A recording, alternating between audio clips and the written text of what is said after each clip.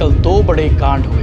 पहला कांड नारायणपुर में हुआ, जहां मृत्यु भोज खाने गए 5 लोगों की मौत हो गई और 20 लोग घायल हो गए। दूसरा बड़ा कांड बलौदाबाजार जिले में हुआ है। एक मित्र फंसा हुआ है नदी पे, यहाँ बहुत बहाव नदी का है। शिमगा थाना क्षेत्र का गांव है चनिया पथा। वहाँ पे एनीकट था, वहाँ 4 युवा लड़के नहाने गए थे, जिनमें से 3 की उसमें डूब के मृत्यु हो गई। उनके नाम मुकेश साहू, दिलेश्वर साहू और भावेश साहू है। उसके अलावा एक और युवक था। इन दोनों घटनाओं ने छत्तीसगढ़ को एक बार फिर से सकते में डाल दिया है। इसके अलावा प्रदेश भर में कई मर्डर भी हुए हैं। मर्डर की बात करें तो रायपुर, दुर्ग, भिलाई, बिलासपुर समेत कई जिलों में मर्डर की खबरें आम हुई हैं, जिसमें दोहरा हत्याकांड भी शामिल है।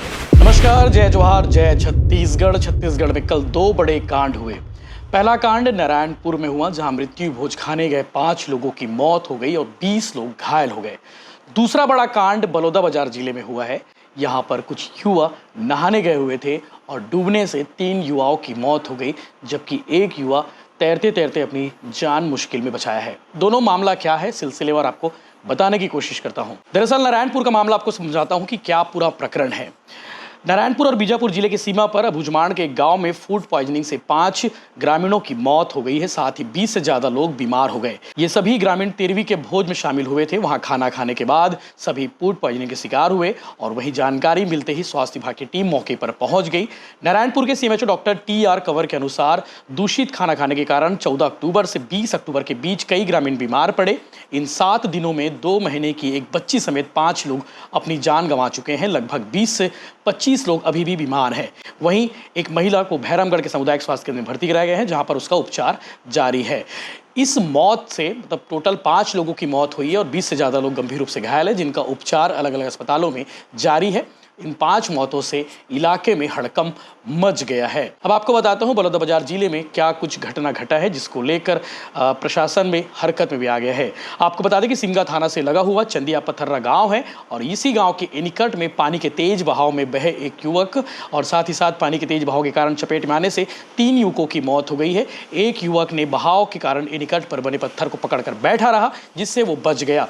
सिमगा पुलिस और ग्रामीणों ने एक युवक को कड़ी मशक्कत के बाद पानी से बाहर निकाला, जबकि 3 युवकों के शव मिले हैं। मृतकों में भावेश साहू पिता संतराम तार, मुकेश साहू पिता मानसिंह साहू, दुलेश्वर साहू पिता मानसिंह साहू। सिमगा पुलिस मामले की जांच में जुटी हुई है। इन दोनों घटनाओं ने छत्तीसगढ़ को एक बार फिर से सकते में डाल दिया है। इसके अलावा प्रदेश भर में कई मर्डर भी हुए हैं। मर्डर की बात करें तो रायपुर, दुर्ग, भिलाई, बिलासपुर समेत कई जिलों में मर्डर की खबरें आम हुई हैं, जिसमें दोहरा हत्याकांड भी शामिल है। डूब करके मरने की जानकारी आ रही है, क्या कुछ अपडेट है बताएंगे? शिमगा थाना क्षेत्र का गांव है चनिया पथा। वहाँ पे एनीकट था, वहाँ 4 युवा लड़के नहाने गए थे, जिनमें से 3 की उसमें डूब के मृत्यु हो गई। उनके नाम मुकेश साहू, दिलेश्वर साहू और भावेश साहू है। उसके अलावा एक और युवक था, युगल प्रकाश साहू। ये गिरने के बाद जब डूबने लगा तो इसने एक पत्थर को पकड़ लिया। उसके बाद उसको वहाँ से ग्रामीणों की मदद से पुलिस ने रेस्क्यू किया।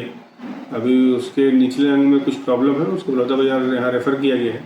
अभी उसका ट्रीटमेंट चल रहा है। कहाँ से आए थे बच्चे और किस तरीके से? इसमें 2 बच्चे जो हैं ये बिलासपुर तारबहार के थे और 2 बाकी वहीं ग्राम बगल में ही ग्राम करहुल है, वहाँ के निवासी थे।